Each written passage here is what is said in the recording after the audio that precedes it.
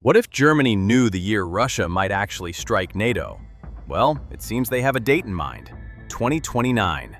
A recently revealed war plan, laid out in a massive 1,200-page document, details a desperate-sounding strategy. Racing to prepare for a scenario. Germany's ruling coalition has agreed on a new voluntary military conscription. Turn Germany into a fortress and a staging ground for almost 1 million soldiers.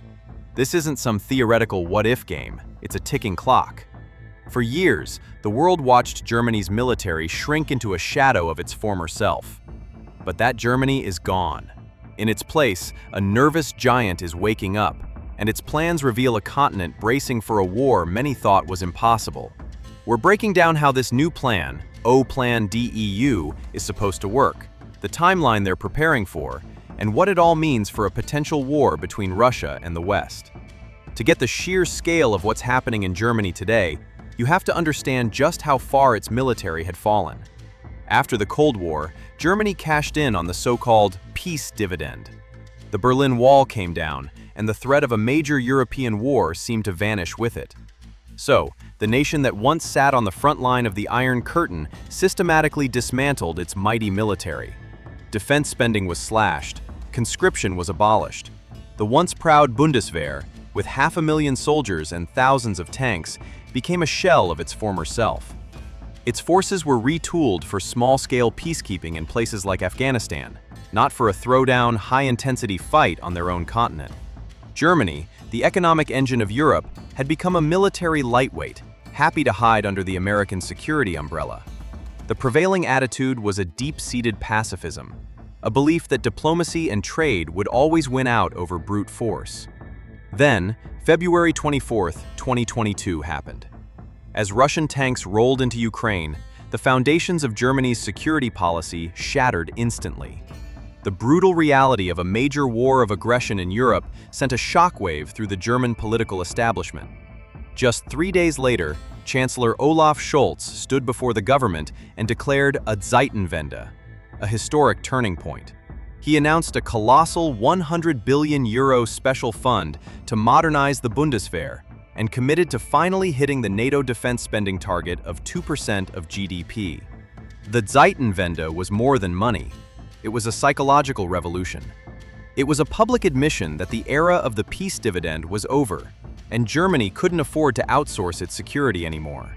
It was a recognition that Russia's aggression was an existential threat to the entire European order. The immediate shock would soon give way to a more terrifying thought. What if the war in Ukraine wasn't the main event, but just the prelude? That initial shock of the Zeitenwende has now been replaced by a gnawing, persistent dread. The conflict in Ukraine isn't a contained crisis. It's a symptom of a much broader campaign Russia is waging against the West. German intelligence and military planners are seeing a pattern, and it doesn't point to peace. It points to a methodical preparation for a much wider conflict. Welcome to the era of hybrid warfare. It's a war fought not just with tanks, but with cyber attacks, disinformation, espionage, and sabotage. It's a campaign designed to destabilize and divide NATO from within, long before a single shot is fired. We've seen Russian GPS jamming attacks messing with commercial airliners over the Baltic Sea. We've seen waves of cyber attacks hitting critical infrastructure in NATO countries, from German energy grids to government ministries. These aren't accidents, they're calculated provocations. This is the backdrop for Germany's new war plan. German high command no longer believes the question is if Russia will get more aggressive, but when. The timeline that has them so worried is based on a cold calculation. They figure that after the staggering losses in Ukraine, Russia will need several years to rebuild its military, rearm its forces, and replenish its manpower. The window they've identified, the point where Moscow might feel bold enough to challenge NATO directly, is somewhere around 2029. The hybrid attacks happening now are seen as just the prep phase, shaping the battlefield in military speak. Faced with this stark timeline, the German military has drafted a response of breathtaking scale. It's called the Operationsplan Deutschland, or OPLAN DEU. This isn't just another policy paper. It's a 1,200-page blueprint for turning the entire country into a massive military staging area for war. For the first time since the Cold War, Germany has a comprehensive national defense plan, and its core idea is to make the nation the logistical heart of NATO. The plan officially designates Germany as the alliance's primary Drehscheibe, which basically means turntable or hub. Every road, railway, and port is now being looked at for its military potential. The core of the plan is to facilitate the movement of up to 800,000 NATO soldiers to the Eastern Front to confront a Russian attack. The plan is to grow the Bundeswehr, but the vast majority of this force will be from other NATO countries, mostly the United States, flowing through Germany on their way to the front lines. Germany's new critical mission is to make sure that overwhelming force can get where it needs to go, and fast. OPLAN DEU maps this out in detail. It identifies specific deep water ports like Bremerhaven and Rostock as primary entry points for heavy American armored brigades. From there, the plan outlines precise transit corridors, designating stretches of the Autobahn and key railway lines as military priority routes for moving tanks, ammo, and supplies eastward. The plan even assigns German forces to secure bridges, tunnels, and rail yards against sabotage. Germany is accepting that in a war with Russia, it is no longer the front line, but the indispensable rear area. It's the logistical backbone for the entire collective defense of NATO's eastern flank. Without a functioning German hub, the alliance's ability to reinforce its most vulnerable members would collapse. A plan on paper is one thing, but executing it is another. As German planners dug into the details, they ran headfirst into decades of neglect. The infrastructure that looks so good on a map is, in reality, crumbling. OPLAN DEU isn't just a military strategy, it's a sobering audit of Germany's national infrastructure. The very arteries of this plan, the Autobahns, are a major worry. Official estimates cited in planning documents reveal that around 20% of the entire highway network needs significant repair. It gets worse with bridges. Over a quarter of Germany's bridges require urgent modernization. An 80-ton M1 Abrams tank puts immense strain on a bridge, and a single failure could sever a vital supply line. The problems extend to the ports. The plan relies on them to receive the bulk of NATO's heavy forces, but they're built for commercial containers, not tanks. An estimated 15 billion euros are needed just to upgrade the ports, with 3 billion of that specifically for military logistics, like reinforcing docks and improving rail connections. Recent military exercises have exposed just how hard this will be.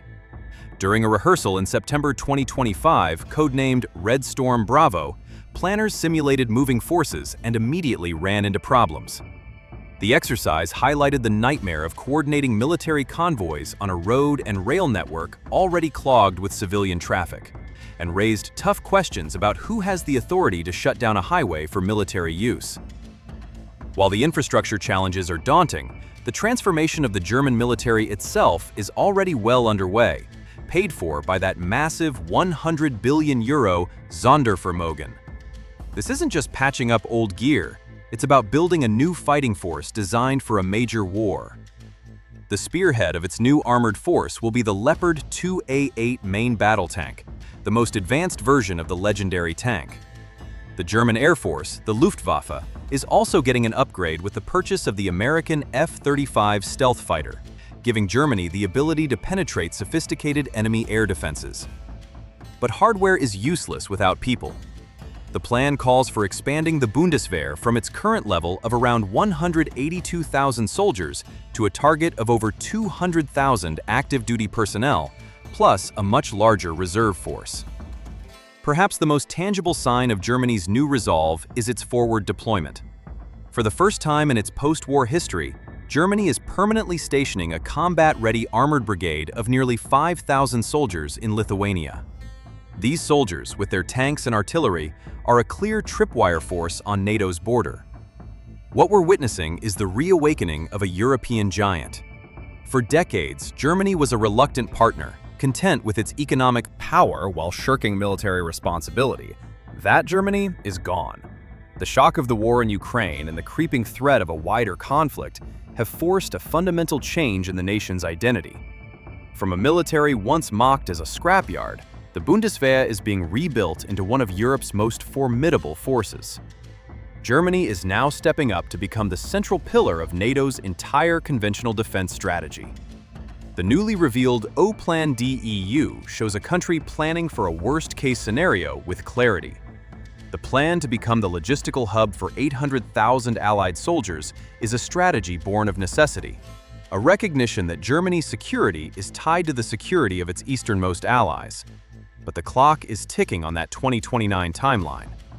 The question that hangs over all of Europe is a heavy one. Do you think this massive German buildup and the plan to backstop the entire alliance will be enough to deter Russia? Or is Europe running out of time? Let me know what you think in the comments below.